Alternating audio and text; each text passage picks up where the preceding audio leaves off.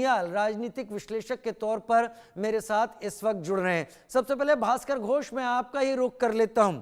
हमने जो लोगों से सर्वे किए, लोगों ने उसके खुलकर जवाब सामने दिए हैं।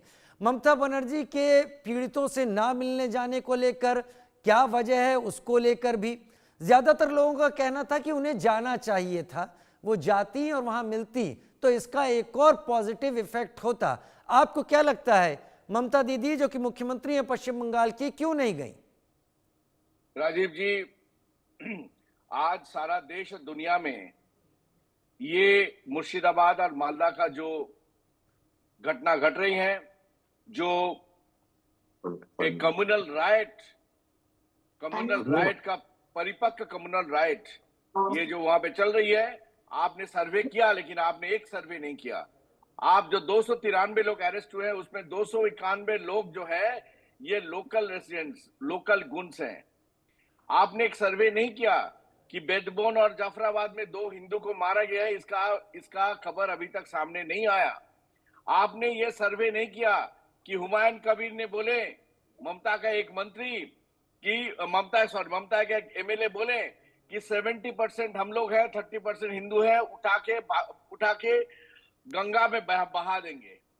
ये जो एक परिस्थिति आज ऐसा जगह पे तैयार हुआ है जहां पे 66% मुस्लिम एंड 33% हिंदू, यानी ये मुस्लिमों का सरकार है, ये हिंदू का सरकार नहीं है। हिंदू माइनॉरिटी को बचाने के लिए ममता आज तक एक भी स्टेप नहीं लिया और वहां पे जाने का जरूरत भी नहीं किया। आज एक पहला स्टेट है, इस देश का संभवतः पहला स्टेट है जहां पे इतने बड़े रायट लगे हैं, 355 356 धारा लगाने का मांग हो रही है। वहां पे ममता दीदी नहीं जा रही। ममता दीदी कहां जा रही है? ममता दीदी नेहरू इंडोर स्टेडियम में सारे वही मुसलमान लोगों का जमावड़ा करके उनको आश्वस्त कर रहे हैं कि हम हैं, तुम लोग दिल्ली जाओ, मैं तुम्हारा घर संभाल लूंगा। ये कौन से ममता दीदी हैं? जो ममता दीदी कहते हैं कि हम ब्राह्मण संतान है, जो ममता दीदी कहती हैं कि हम सबको समान देखेंगे, वो ममता दीदी मुर्शिदाबाद, मालदा, बेडबोन वहां पे नहीं जाकर के इंडोर स्टेडियम में किसको सहायता दे, किसको आश्वस्त कर रहे हैं, जो उस एरिया में 66 to 70% का मेजॉरिटी है। तो आप बताइए, मेजॉरिटी को रक्षा करके हिंदू को मार्जिनलाइज करना ममता दीदी कर रही है?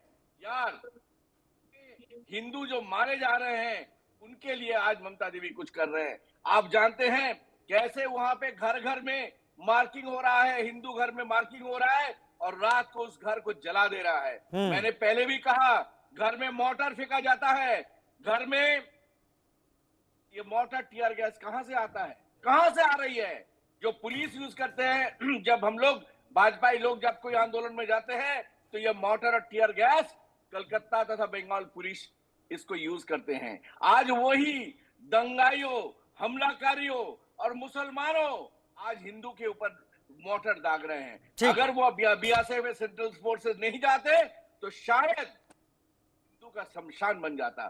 तो राजीव जी, ये जो घटना घट रही है, ये अफगानिस्तान में भी शायद नहीं घटता, पाकिस्तान में नहीं होता, सीरिया में नहीं होता, इसमें इजराइल में भी नहीं होता। आज जो हो रही है इस देश का लोकतंत्र, आज मानुष का जो लोकतंत्र है, वो आज माँ जो है वो सबसे ज्यादा टूटी जा रही है। ठीक है, मानुष का मनुष्यत्व जो है, एक सेकेंड, मनुष्यत्व जो है वो आज गंगा में बहा दे रहे हैं। वहां मिट्टी जो है, ठीक है। मैं बहुत लंबा वक्त आपको नहीं दे सकता। आपने मुख्य बातें यहां सामने रख दी हैं। आपका एतराज इस पे है कि हमने सर्वे में कुछ खास पॉइंट्स को क्यों नहीं शामिल किया, तो हमने 4 पॉइंट पर सर्वे किया है, 2 पॉइंट हम सामने रख चुके हैं। मैं चाहूंगा कि अब मैं सोफिया खान का रुख करूं, जैसे उन्होंने आपको सुना है आप भी उनको सुनिएगा, टोकिएगा मत। सोफिया खान, मेरा सीधा सवाल वही वाला आपसे, कुछ भी हेर फेर नहीं करूंगा। ममता दीदी ने कहा कि जो हुआ वो गलत हुआ, लेकिन ममता दीदी उनके आंसू पोंछने के लिए अब तक मुर्शिदाबाद, मालदा या दूसरी जगह क्यों नहीं गई? क्या कोई किसी समस्या है? उन्होंने इमामों का सम्मेलन जरूर संबोधित किया, वहां पर उन्होंने बहुत कुछ बातें बोली कि दिल्ली में ये हो रहा है, यहाँ ये हो रहा है, इस तरीके की चीजें हैं वक्फ कानून पर। क्या उम्मीद जो हमारे सर्वे में लोग लगा रहे हैं 87% की, अगर वो जाती तो इस पॉजिटिव एक वेव जाती उनको लेकर, क्यों नहीं गई वो अभी तक?